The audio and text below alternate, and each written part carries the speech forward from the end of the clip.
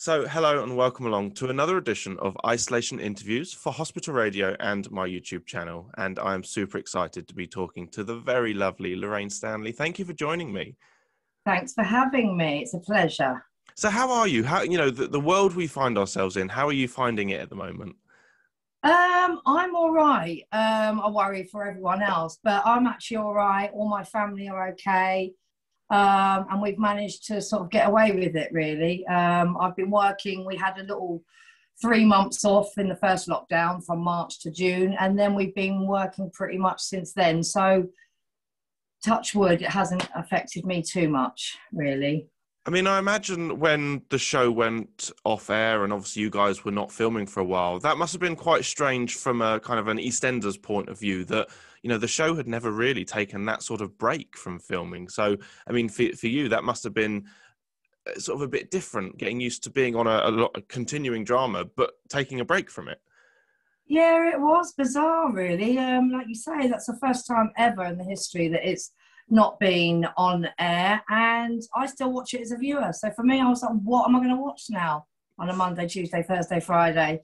Yeah, it was weird and just not working. And the first lockdown, actually, it was really sunny, actually. So I'm not going to lie, I had quite a nice time, and I got to spend quality time with my little Nancy. She's only 5. So that was, you got to take the positives. That was a nice thing. But yeah, it was strange it not being on air. And also, I mean, once you were back, I think it was around about June, July time that you guys went back to filming. You obviously got to take part in Secrets from the Square, which was a fantastic kind of behind-the-scenes view that a lot of the viewers maybe don't get to see normally. So that must have been quite fun to do 2 episodes of that. Yeah, that was brilliant, actually. And like you say, the viewers, that's what they want to see. And I don't think that's ever been done before, sort of in that depth. So, and Stacey Dooley, who I love, she was great as well. And it was weird coming back because we were still sort of in lockdown, but not in lockdown. So, yeah, I had a good laugh doing that, actually. And that's what the audience want to see. And I want to show them. When I've given tours, like to my mum when she's come to the set and stuff, I love showing people around the square because it's just so iconic. People get really excited. So, yeah, it was a good thing to do. I mean, going back, do you remember the first time that you had the walk around the square? And do you remember the first time you saw it? What was that like for you? Yeah, so I did, God, it must have been about 20 years ago now. And I played a young Mo. They went back to, it was called Pat and Mo, Ashes to Ashes. And I played a young Mo. So young Mo married Pat's brother. And it was like a spin-off for an hour episode.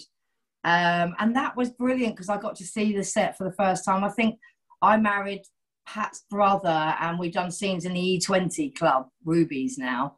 And that was the first time I went around the square and I was just like, wow, I was like a kid in a sweet shop. It was amazing. So, and then I played another character, Thelma, sort of a year before I played, what's her name? Karen.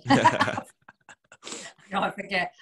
Yeah, so I'd been to the square. It wasn't too overwhelming when I finally got the part of Karen Taylor. I'd seen it, so I'd got over the initial, oh my God, it's Albert Square. I still have, well, I look at it when I'm smoking a fag outside 23B and I see the Vic and I'm like, oh my God, this is EastEnders. Crazy, yeah. I mean, as an EastEnders fan yourself, I mean, is there a character for you that is just iconic EastEnders, maybe like a favourite character for yourself? My favourite character is Dot Cotton, June Brown, who's an absolute legend. And so when I got the job in the laundrette and I had a scene with her, I was shaking my hand. We had to fold some sheets together and I was like, oh, I can't fold and talk and this is all too much. I got through it and she was amazing. She was like, just chat as if we're normal chatting. Don't have to sort of overact, which sometimes I tend to bring right up. The director's like, can you just calm down, bring it down a bit? So she sort of relaxed me and we had a lot of fun and that was a pinch me moment. Yeah, she's amazing. And I imagine when you're doing a scene with someone like June Brown, she kind of takes lead, I imagine, because, she knows what she's doing. I reckon even sometimes do the producers and the kind of cameramen, do they kind of take a bit of a lead from her as well? Yeah, I think so. I mean, she's got, in terms of learning her lines, apparently she's got a photographic memory. So there's me like really trying to get these lines in my head. And I think she's just so at ease with it and she just knows it. She is on it. So that makes you feel relaxed straight away. And she does, yeah, she owns the floor, definitely. Now, obviously, when you returned to the show after the break, because obviously I imagine everything had to change completely. So obviously the 2 meters and the way that filming worked. How was that adjusting to a new way of working? It was weird at first because we were so distant. I think there was one scene at the time after Chantal died. I had to do a kissing scene with Roger, Mitch, and we had a big screen in front of us. And they were like, there's this moment and it's like we have to slowly kiss, and then we had to kiss the screen, which was really, really bizarre. And I got the giggles, of course. And we were like little kids, and the director was like, can you move your head around? And I was like, oh my God, this is really surreal. And then you're doing stuff like with tennis balls. So you probably heard we've sort of done a documentary on these tennis balls. So you'll play to one character with a tennis ball, and then they'll swap places, and then they put you together, sort of a plate shot. So that's really weird. Because you end up just looking at the tennis ball for ages, when in life, when you're talking to someone, you're not always looking at them in the eye. So things like that, that's just really bizarre. But now we've got used to it. So it's kind of the new norm now. But we still have moments of like, I'm literally acting to a tennis ball. This is not good. So if you see me in the spot on TV just staring at the character, that's why. Now, obviously, Karen Taylor is such a lovable character. Everyone loves her so much. I mean, for you to play that character, what was it like when that character first sort of came about? You were first sort of going up for that role. How did that come about, and what were you thinking about the character? So they said they wanted. I'd only just played Thelma, so I thought it was too soon. So I got to the audition, and they were like, "We want a real rough, working class woman with lots of kids." And I was like, right, I've got this. I can play that. So it's whether it's too soon. So I got there and I rehearsed and auditioned with Danny Walters, Keanu, and Keegan, Zach Morris, and it all just went really well. It all just fitted, and I just let rip and give them the roughest version of myself that I could give. And I think I was the skankiest actor they could find in the nicest possible way. And I know Julia Crampsey, I love her to bits. She's always wanted me on the show. And Darren Little wrote for the Taylors. And I think they just said, look, it was the perfect part for me, basically. So that was the process. And then I suppose when we first landed on the square, we'd come out of this big van with all our stuff and Bronson and Staffy. And I think the viewers at first were like, oh, I don't know about this character. She's a bit full on. But I think they've warmed to her. I've sort of seen her softer side and her vulnerable side. And it's sort of proof that you don't judge a book by its cover, really. And as common as muck as she is, she's got a heart of gold. I mean, that's the thing with the Taylors, is they're all so supportive of one another. They look out for one another. They are a team. If one of them's having a bad time or being picked on, they all kind of come together and look after each other. And I think that's what, soaps are all about. It's family coming together. That's right. You don't need the big stunt, the big fire. I think sometimes if it's written well and the characters are written well, then that's all you need. You just need a good storyline. And they do, like you say, they look after each other. And we're like that in real life. All of us, the Taylors, we all really get on well and are really supportive. And I'm just grateful to be working with them because they're amazing and we learn from each other and it just works. I mean, that's because for anyone who doesn't remember, obviously the character of Keegan, played by Zach Morris, he was sort of around first, was a bit of a wrong 'un, got into a few scrapes with people like Denise, and he was quite a nasty character. But then, obviously, when we finally got to meet his family, we got to see another side of him. And that's the great thing with soaps, is that you can go from absolutely hating a character to then loving them. Absolutely, yeah, he was a wrong 'un, and then you sort of understood. That's where he's from, like, that's why. But then you dig deeper and there's so many layers to that family. And it's like, look at Stuart Highway. Ricky Champ. He come in and you were just like, oh, he's a proper wrong 'un. And now people just love him. And that's the beauty of soap. You can do that. If you've got a good storyline for all of them and the actors brilliant like Ricky, then you can just switch them round. I mean, you must be so proud of being on the show and being part of the Taylor family. I mean, to work with all these amazing, younger actors, it must be a blessing to work with them. Yeah. Oh, it's a dream job. I've watched it for years and, it's an iconic show. So to be part of it for me is like, yeah, it's a great feeling. And for my mum, she's just like, she's the biggest EastEnders fan ever. So when I got the job, she was like, oh my God, this is my dream. And we must calm down, Mum. We must, of course, talk about young Bailey because I can't remember the actress' name, but she's so talented. The actress who plays Bailey. Yeah, Cara, she's so good and so intelligent. Like on set, like before the take, she's giving you she does little quizzes. She's doing little bits of magic, and she's just a joy and very intelligent. So she's a smart actor. And we learn from her. She comes out with words that I don't even know.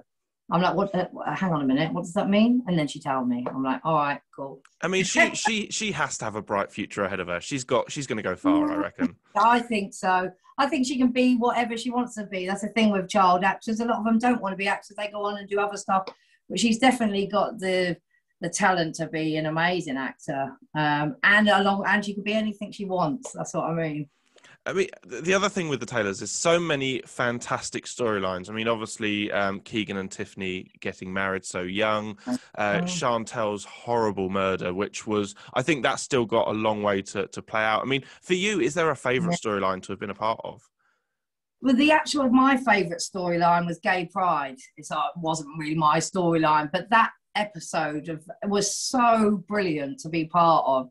It felt like we were at a real gay pride. This amazing Christelle was on the stage singing, and all the supporting artists that made it what it was. It was absolutely brilliant. So from an episode point of view, that was my favorite episode. It was brilliant, and it was all about Bernie coming out, and then Karen stole her thunder, didn't she, and found herself a bird for a week. The thing with Karen, like, a moment, please. That's the thing with Karen, though, is that she's so she'll do anything, but in a good way. That I just realised that sounded awful, but she's one of these people that will happily, try anything and just do anything, and she's up for a laugh. She just thought that was like, right, it's not working out with men. Let's give that a try. It's a life choice. Do you know what I mean? Till she realised what was involved in the actual relationship. Oh, I can't do that. But she give it a go, bless her. Yeah, I think she wears her heart on her sleeve, and something ain't working, she'll try something else. Do you think Karen has a true love? Do you think there is someone out there that she connects with best, or do you think she's better on her own? Well, Mitch is the love of her life. She's got kids with him, and that was her true love. And at the moment, they work together. They work well, as they cohabit and they live together, and they might have the odd "how's your father?" But generally, they're a good team. But he is the love of her life. Yeah. Do you think we'd ever see them back together properly, or do you think they're better off as they are at the moment? Oh, I don't know. I mean, that's in the hands of the writers. I'd like to think they have a happy ending, but I'm an old romantic, so who knows? Now, I just wanted to talk about the Chantel storyline, because obviously Jessica Palmer, such an amazing actress. Yeah. That storyline was so harrowing. So what was it like for you guys filming that whole storyline from start to finish? Yeah, it's weird because you work with Toby Alexander Smith, who's amazing, and you become good friends, and then suddenly he's playing this evil murderer, so it is surreal, but we all sort of got on with it and knew that it was a good storyline, and it was about domestic violence, which I really support. So we all got involved and all got stuck into it, and it paid off, because if it helps anyone out there trying to escape, you know what I mean, then I hope then we've done our job well. But yeah, Chantal and Toby, that scene, actually, even watching it, even though I knew it was coming and I'd filmed it, to watch it is still, for me, like harrowing. Yeah. And I mean, imagine as well that because obviously you're seeing your on-screen daughter, you know, leave the show, that must have been hard in two senses, that Chantel's dying, but also that Jessica was leaving the show. Yeah, it is. It's a double whammy, really, and it was sad to see her go. Yeah, I mean, it's just sad to see anyone sort of leave the show, but in that way as well. But she left on a, you know, on a high, I suppose, in the storyline. So, and she won Best Actress at the Inside Soap. So, yeah, I'm sure she'll be fine. And it must be amazing for you as well, because it's kind of, you get to perform different sides of your acting muscles, because, you know, Yeah, Karen's obviously normally quite an upbeat, you know, funny, jokey character. yeah, So to then see character properly kind of on her knees, as to, you know, to, so to speak, yeah. in tears and just really like struggling, that must be fun to play, but also quite exhausting. Yeah, it is. Like you said, she can make you laugh and she can make you cry, and I think that's what people love about her. And as an actor, that's what you want to do. Like we do some scenes where I'm the Joker and I can get, you know, do all my comedy, which I love, and then the next minute I'm breaking down, and I think it's the yin and the yang. And for me, yeah, I mean, it is exhausting when you're crying for, especially the way we're filming at the moment. So you're crying for 8 hours a day. And I watched it the other day and I said to the director, God, for all that crying that I did all that day, it's just like a minute on TV. Like, oh, is that it? I was crying. I give my all that day. I would come home exhausted, and then it's like a minute on TV. Like, oh, okay.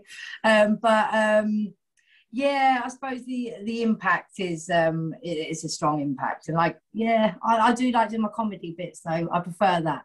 It's easier. I mean, as well, at the moment, we've got the storyline where, you know, the Taylors are really struggling financially. Obviously, like a lot of people out there are struggling. And the great thing with it is it's kind of, a lot of the characters on the street are realizing that maybe they haven't done as much as they could do to help out.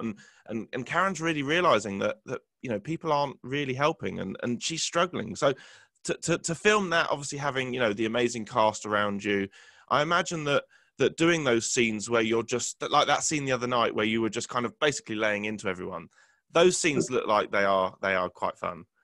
When I first read it, I went, oh, but they have sent her a hamper. Do you know what I mean? They were like, yeah, but the point is, like, it's not going to bring back her girl. So even me, I was like, oh, no, I can't do that to the square. You know, all these people that sent this lovely hamper.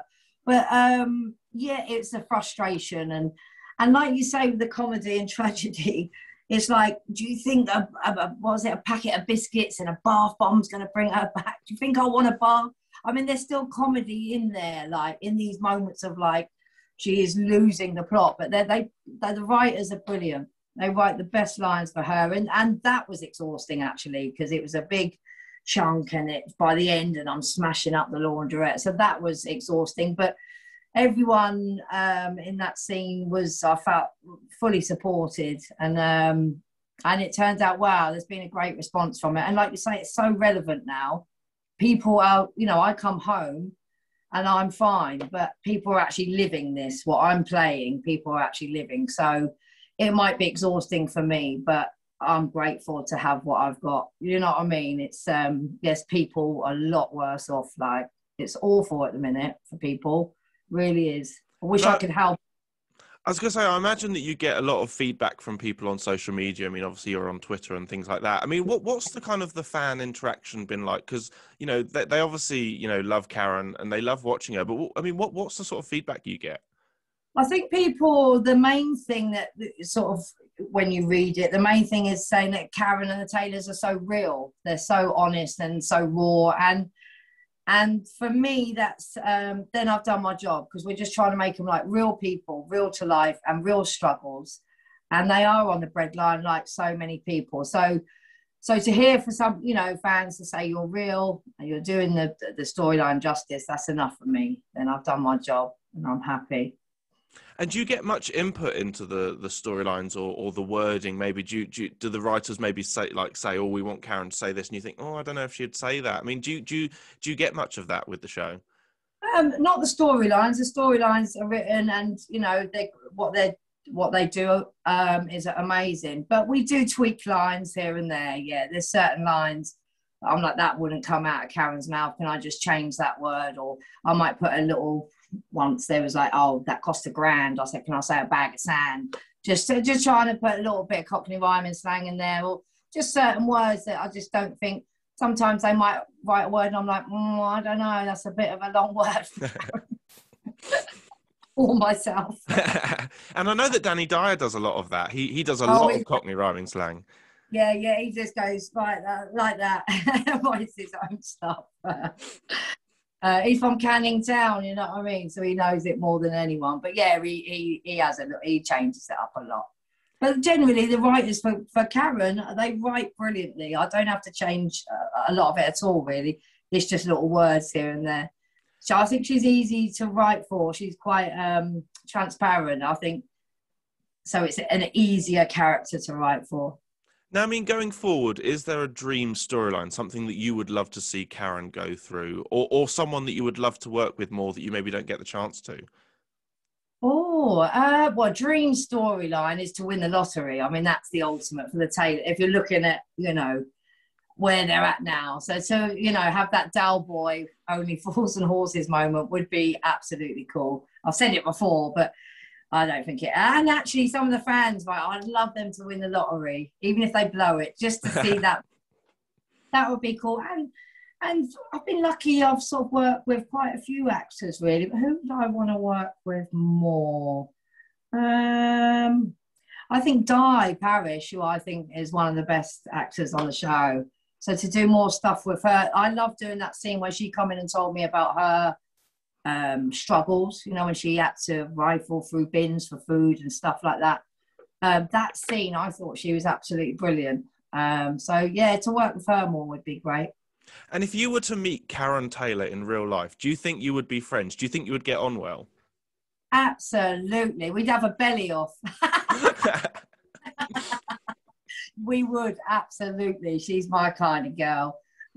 She's fun. We'd go out and we'd go on a pub crawl, wouldn't we? And have the best time. A kebab at the end. Now, just before we go, I just wanted to ask, I mean, obviously the NHS, the key workers have all done an amazing job. I mean, what's your kind of opinion been of just what they've been up to over the last year? They're absolute legends. I mean, we weren't even allowed to go outside or do anything like that. The thought of stepping in to a hospital during lockdown would make me feel so anxious. So for them to go to work and to see some of the things they've seen, absolutely amazing people. I can't big them up enough. Seriously, they've been there through my whole life. Through my mum had a heart bypass. Southampton General Hospital. I've just looked after my nephew who's recovered from cancer. He's 8 years old. He's just rung the bell, Alistair. And what they do is they're amazing. They're icons. They're legends. We tell stories. They're actual real life. So thank you so much to the NHS. And to anyone who's currently... I got quite emotional. Oh. And I mean, to anyone who's currently in hospital at the moment, not having the best of times, have you got any sort of messages for them? Just stay positive, stay strong.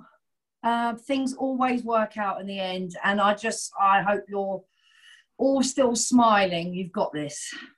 Now, that's not enough, is it? I want to just hug them and just say it's all going to be all right. One day we'll be able to do that again. One day. I know. Now, I just want to say, Lorraine, it's been an absolute pleasure. Thank you so much for giving up your time. Of course, keep safe, and hopefully we'll speak again one day. We will do. Take care, darling. See you later.